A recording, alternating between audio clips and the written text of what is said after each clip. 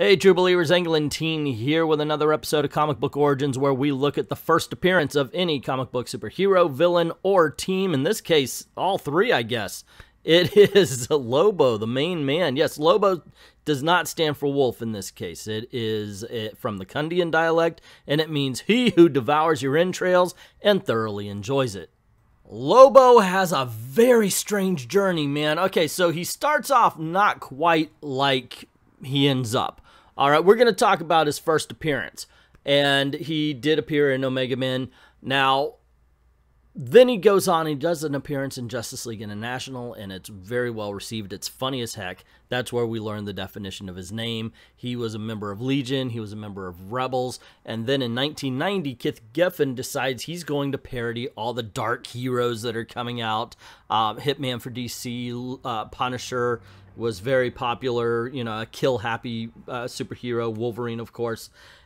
Unfortunately, I don't think the kids of the 90s quite got that, because he ended up epitomizing the dark heroes of the 90s rather than parodying them. But he never stopped being the over-the-top parody, and that is, I thought, amazing. So you did have two Lobos going on, one in the mainstream and one in his miniseries. And by the way, me saying parody, I am not insulting. Some of these books were awesome. He began in the first 4-issue miniseries called Lobo the Last Zarnian. That one kind of changed his story, where he became the last Zarnian after violently killing every other member of his species because he wanted to be the last one. I think we'll find out the original way everybody was killed on his planet was by Scion, so it's a little bit different. Went on to do Blazing Chain of Love, Lobo Cop, what was it? Un-American Gladiators, Convention Special. Awesome books, but the one that topped them all, in my opinion, is the Paramilitary Christmas Special, in which the Easter Bunny hires him to assassinate Santa Claus. He did some cross-company crossovers where he teamed up with a Mask and Judge Dredd, the Authority.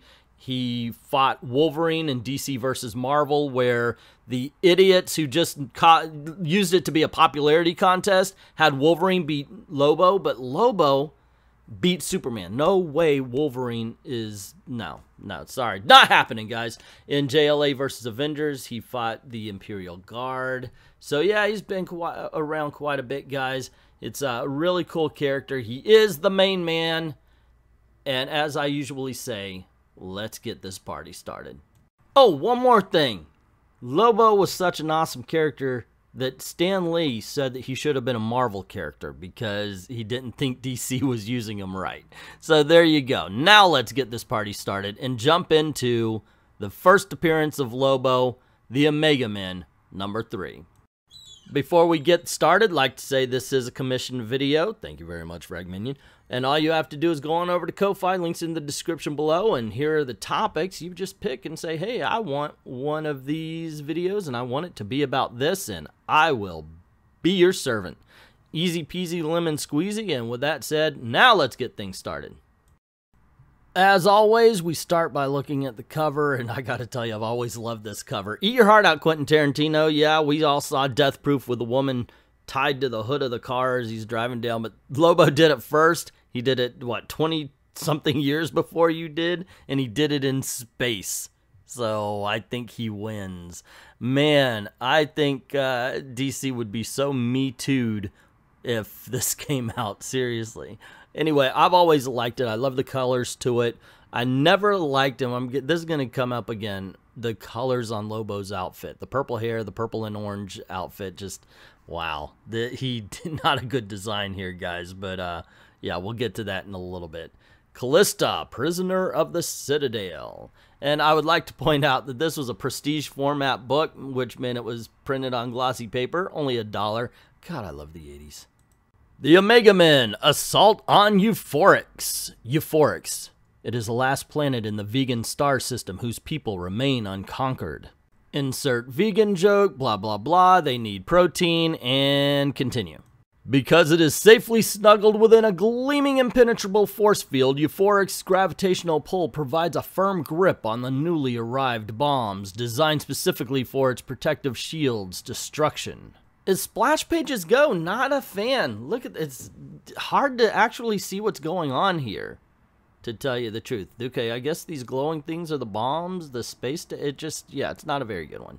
Cut to two nefarious looking people doing nefarious looking things. Actually, they're just talking about why they need to get through the force field and to conquer Euphorix. We find out it's for someone named the Citadel, and that they are only known for their desire and their hunger can never be quenched. After Euphorix falls, what will they do when our star system is not enough? So basically, they're conquerors because they are and they need to conquer. However, inside the force field, we see a couple of guys looking up at the stuff and all the bombs and everything, and they're saying, oh, cute, they're getting better at this. I think they're making it smaller. How do they do that? That's awesome.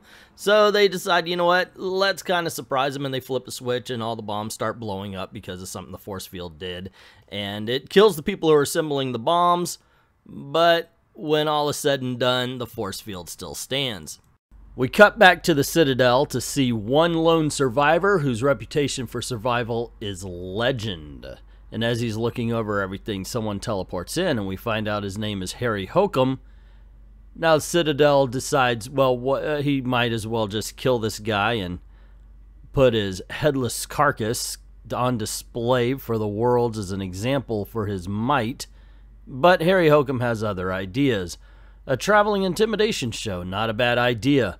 But you'd have to do it on a really large scale to be effective. Having just a puny guy like me on display is not at all intimidating, and besides, if you killed me, you'd never learn how to conquer Euphorix. And I have the secret.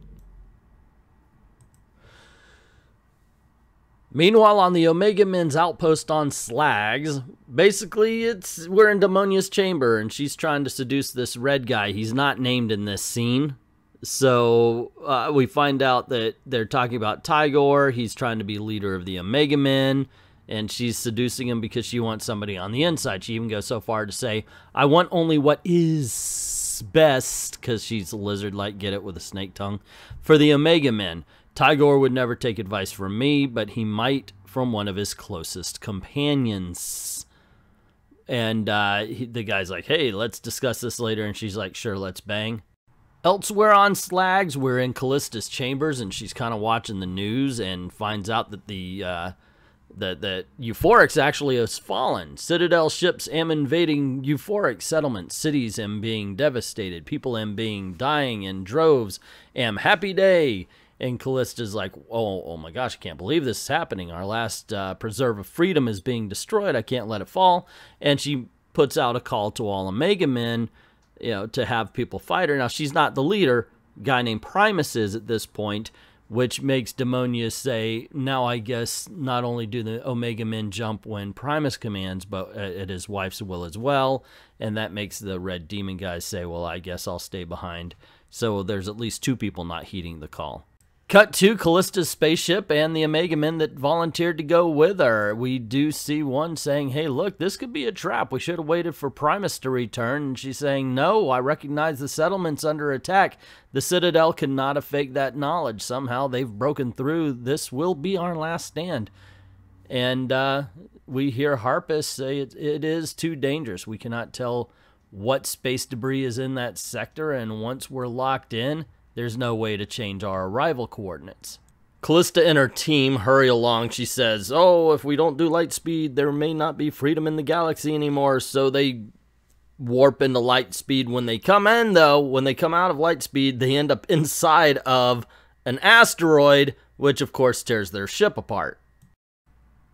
We find out that it was Callista's magic powers that kept them as intact as they are. Everything important is in, of course, the hull and not on the wings, which they lost a wing. She asks one of her crew members, Schlagen, the yellow guy with the long neck, to go on outside and see what the damage is. And there's these little creatures that are like, oh, let us experience with you and we'll protect you in space. But he's old-fashioned, so he's like, no, I'm going to use an old-fashioned spacesuit type. So Schlager goes on outside of the spaceship, and he sees, of course, that they lost an entire wing, which, okay, I can understand that being information he's got to say, because we see it, he doesn't. But then he finds something organic and decides the best thing to do is put it inside the spaceship. Of course, something happens. He says it's warm, it's bleeding or something like that, and he gets shoved out of the airlock. And as he's saying he doesn't want to go back in there with it, he notices it starts to move. Meanwhile, back on Slags, a Gordanian cruiser lands near the Omegan outpost, and we see Primus and Tigor come back, and they're bickering and arguing because Tigor stole a Citadel ship to get them back. And he says it was a risk to take. If they would have been safer had they waited a week. Tigor's like, you're just mad because I pulled it off without a hitch. And Primus is like, no, you were lucky. And they say, well, we're back. And then, of course, everybody comes up and is like, oh, hail, Primus, we're glad you're here, yada, yada, yada. But Tigor's not hearing it, so he says, whoa, hold on. We didn't bring any new troops back. And as a matter of fact, we lost to Omega Men that we started off with as Brute and Nimbus. Didn't want to follow this paragon of leadership. And Primus gets a little angry, says, don't lay all of it at my feet.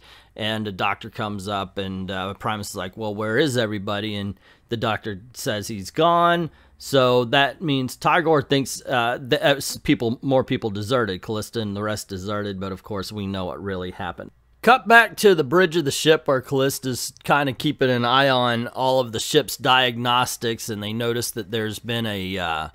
The lights flicker, and they figure, well, that's not right because the generators are actually putting out a whole bunch of electricity. So they send Humbeck to go to the engine room. Now, Humbeck, with his elbows, his knees, and the beard, the whole 9 yards, kind of resembles Fred Hembeck, who was very popular at the time, especially in the Marvel Age comic books.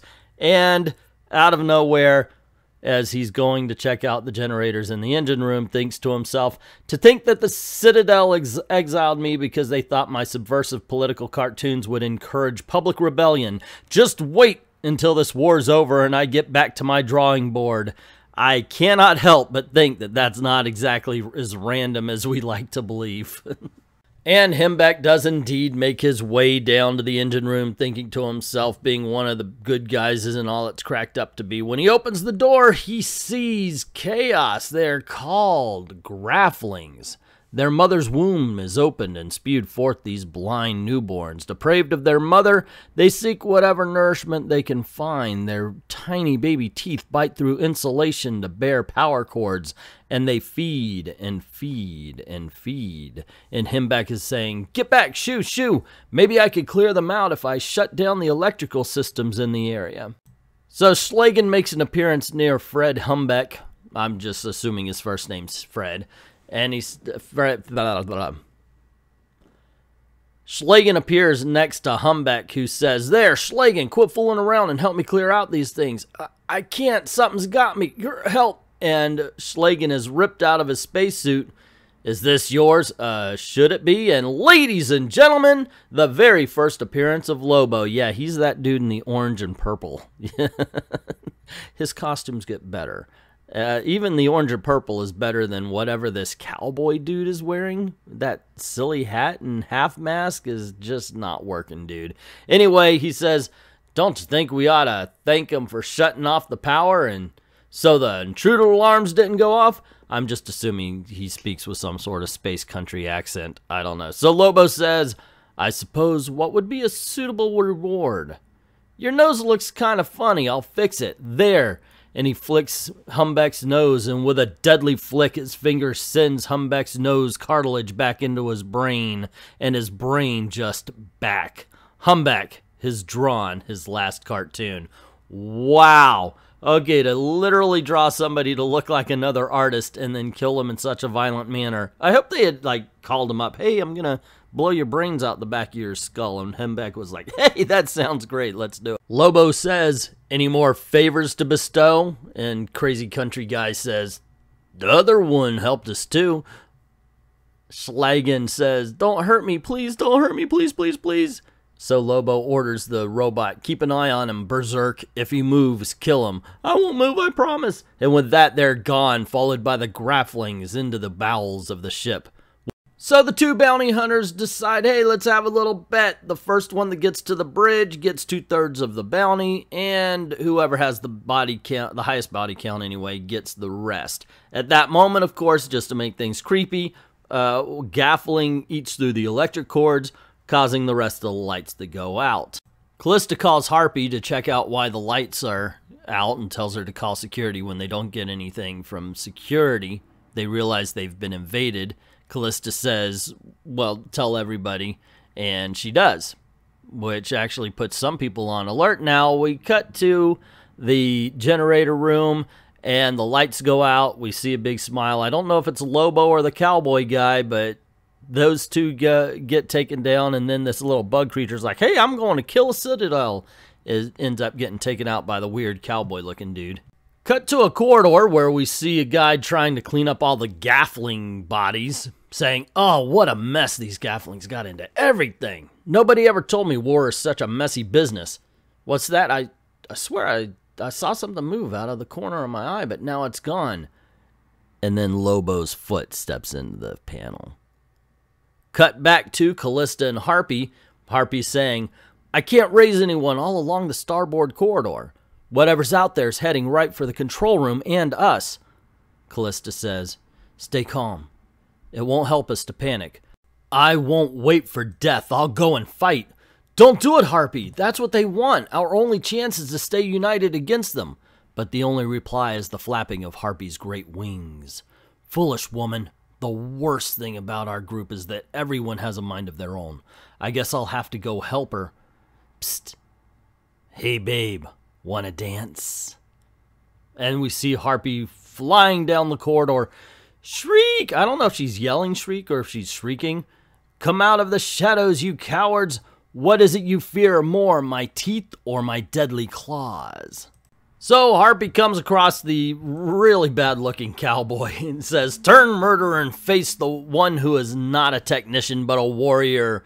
So the cowboy turns, still looking as idiotic as ever. I swear this is the worst design. Come on, Giffen, you're better than this. Saying, you want me, Lady Bird? Then catch me if you can. Now, Harpy, of course, makes a note that even in the shadows, you can see that stupid hat, and she reaches out for it. And turns out that this idiot actually keeps explosives in it. If you're going to keep explosives, you want it to be next to your head. But they blow off the Harpy's hands, and she's like, oh, my hands! He grabs onto her throat and says, that ain't all I'm going to do, sweetie. And he bashes her head into a wall saying, you're tougher than the others. You still got one big problem. You don't play dirty enough. And he goes, now I think I'm going to take me a souvenir. And rips her wings off, which, yeah, okay, I could see that. Yeah, that's something you would want to do. Cut to Callista and Lobo, and Lobo is losing this fight. Callista's got him in an energy field, and he starts saying, wow, you are positively glowing when you're angry. And kind of beautiful. You must be putting out a lot of energy, and that's when all the Geflings come around, and he says, I've been a step ahead of you all the time. That's why the Geflings are here. They didn't arrive by accident, so we realized this was Lobo's plan all along. Bedlam sticks his head in and goes, I found out his name was Bedlam, the dumbass cowboy. And he's like, oh, you beat me. And Lobo goes, well, you're good. You're just not the best. Next, we see the cover image of Lobo and Callista. She is on his weird Mobius chair bike that's going on. God, I don't like this. I really do not like this design of Lobo. I'm so glad they changed him to what he became. I know it's weird to have a space motorcycle, but it still looks better than this. We see Schlagen, and he's like, they didn't even try to kill me. They thanked me. Oh, Callista, what have I done? And we cut to the Citadel, where Harry Hokum is standing next to the Citadel leader there, and he's saying that you may prove useful to the Citadel Earthling. So far, everything has gone exactly according to your plan. Hokum says, well, it wasn't all my plan. You picked the bounty hunters. And so the Citadel says, from now on, you're one of my advisors. Cut to a captured Callista and Harry Hokum saying, hey, we need what's in your brain. We need to know how to dissolve the force shields. He said, why? You already broke through? And he's like, nope, we showed you what we needed to show you to get you to come running, because we knew either you or Primus would if you thought that the planet was in trouble. Then we see Callista being tortured by a green shaggot, which looks like some sort of creature, but it sucks up whatever power and energy another creature has and then starts to absorb their very essence. And the Omega Men become a hente. It's kind of weird. And they continue to struggle, the green shaggot, or whatever it was called, in Callista, and you find out that not only does it absorb energies and essence, that it then afterwards will physically become her. And yeah, it does not look like she's winning this battle. And because of that, we hear Harry Hokum brag to her, but it gives us everything we want. For soon, your brain and everything in it will belong to the Citadel. Next issue, the death of an Omega Man. And there you go, guys. That was the first appearance of Lobo. What do you think? I thought the book is really good. It really is. And I like the whole bounty hunters attacking the ship. That's great. I do not like Lobo's design. Of course, I prefer what he became rather than what he was. And by that, I mean, of course, the main man, not the new 52 thing. Either way, part of the commission was his origin story, so let's get to that. It's from a book called The Last Zarnian. Lobo's origin comes from the unauthorized biography of Lobo, scanned by Woz, otherwise known as the longest suicide note ever written. And it goes like this.